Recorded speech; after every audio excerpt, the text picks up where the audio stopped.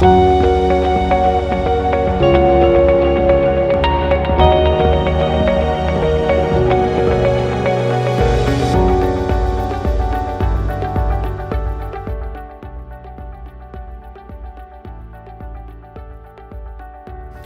this is Dr. Steve, and some people ask me, what do you eat on a ketogenic diet? And I go, well, I try to make it as simple as possible. I look at the ratios ahead of time, and then in my refrigerator, I stock a shelf just for my food. And that's probably a good idea for you to do the same thing, just for your stuff. So I'm gonna show you some of the things that I eat and the ketogenic ratios. It makes it easy. Remember, it's high fat, moderate protein, and low carb, which means 30 grams or less if you can do that. 50 grams, I do 30. So we'll look at some of the products here. Some of them you've seen before when Carolyn did a video on this, but this is what I like to eat. I have slightly different taste buds. So let's take a look at what you would probably start your day with, and that would be the Jump Shake. Now, if you mix this shake with heavy whipping cream, and you need 6 ounces. Don't do 4, don't do 3, you need 6. Your ratio, if you mix these two together, will be 1.8 to 1. Now that's a pretty good ratio, and that's a good way to start your day. Remember, you want to get between 2 and 1.5. 2 is the sweet spot, but 1.5 is okay too. So heavy whipping cream, make sure there's no sugar added. Now, what are the condiments that I really like? Well, first of all, mayo is great. There's lots of different mayos out there. There's 10 different varieties. They're all about 10 to 1, which means they can really bring up the ratio. This one is Best Foods Chipotle, which is one of my favorites. The ratio of this mayonnaise is 10 to 1.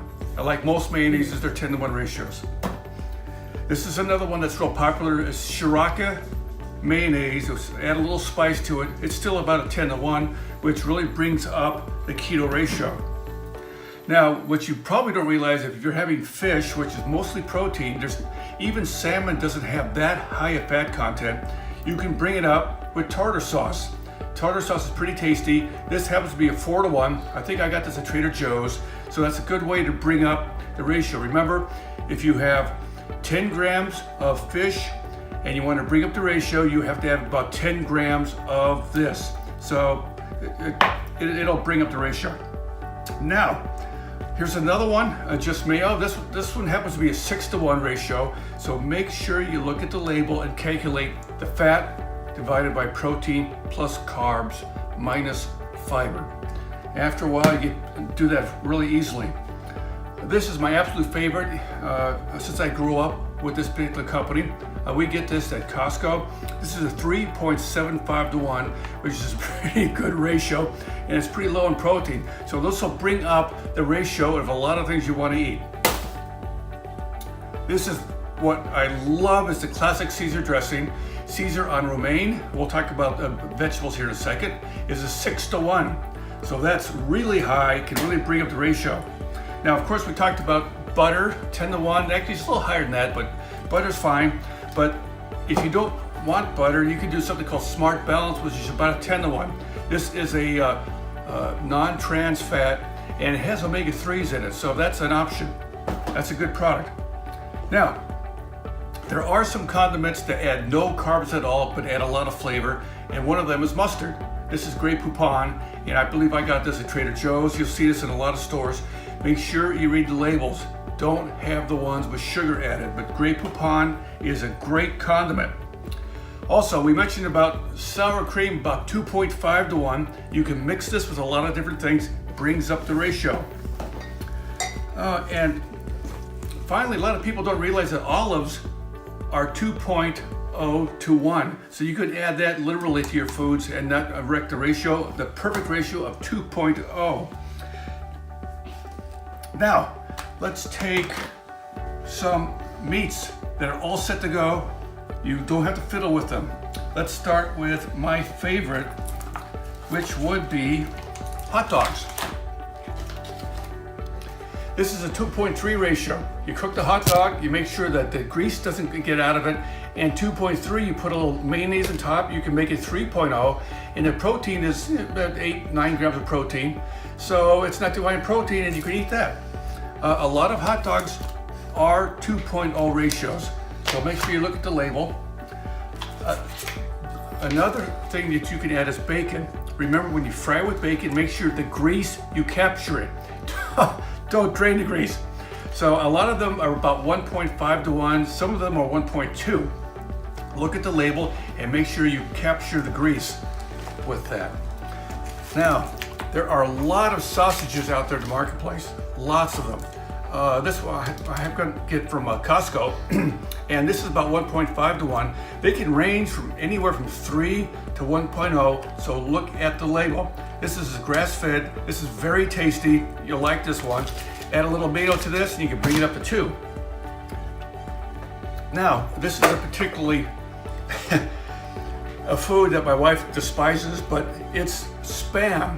Spam is a perfect 2.0 ratio. You can eat it by itself, you can fry it up. My wife doesn't allow me to fry it up in the house because she doesn't like the smell. But I like Spam, it's really easy, 2.0 to 1, all set to go. Now, you can get these in supermarkets. Armor potted meat. Armor potted meat. It's kind of like a brown swagger. It's 2.2 to 1. Armor potted meat, and I grew up with this too. So you can use that liberally. Also, this is, some of you may have, this is deviled ham, and this is 1.6 to 1. This has been around for like 100 years, but it's a pretty good ratio. Deviled ham, it makes great if you smear it on our keto bread of Carolyn's, which is keto bread, what is about 3 to 1? So you add this on there, so it's a perfect ratio. So if you like deviled ham, that's perfect. Now, I grew up Polish, and we grew up with brown swagger. Brown swagger is it's kind of like a liver sausage, and it's pretty tasty. This is 1.25 to 1. I've seen them get as high as 2.0 to 1. But you know, a little of this dipped in some mayonnaise or something else, it's fantastic. Here's another example of a brown swagger.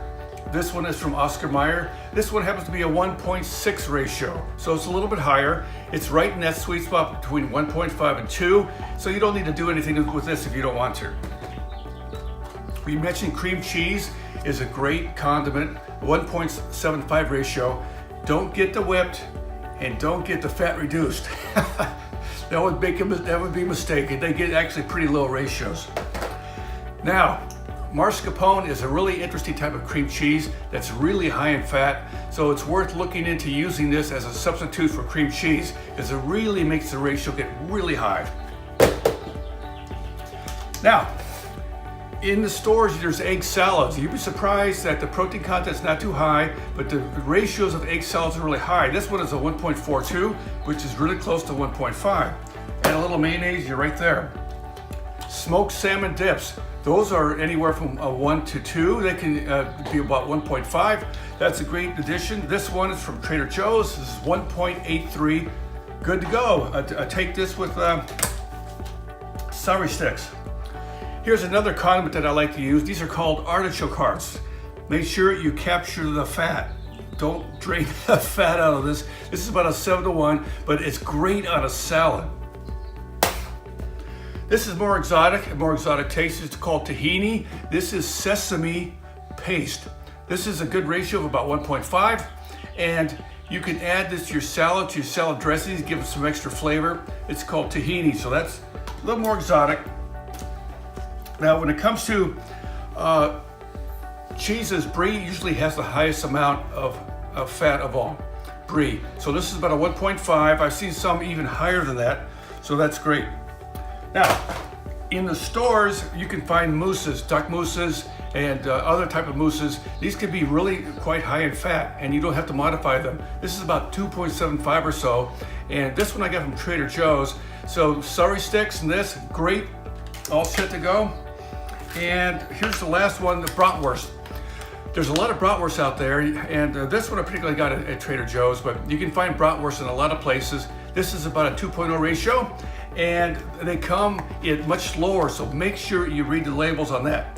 So, on this edition of Keto Diet Made Easy, I've got some vegetables to talk about here in a second.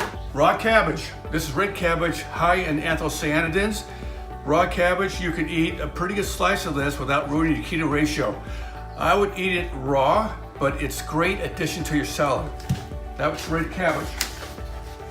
This is romaine lettuce. Romaine lettuce is unusually low in carbs, so you can eat all this you want. That's romaine lettuce. Actually, that came from my garden.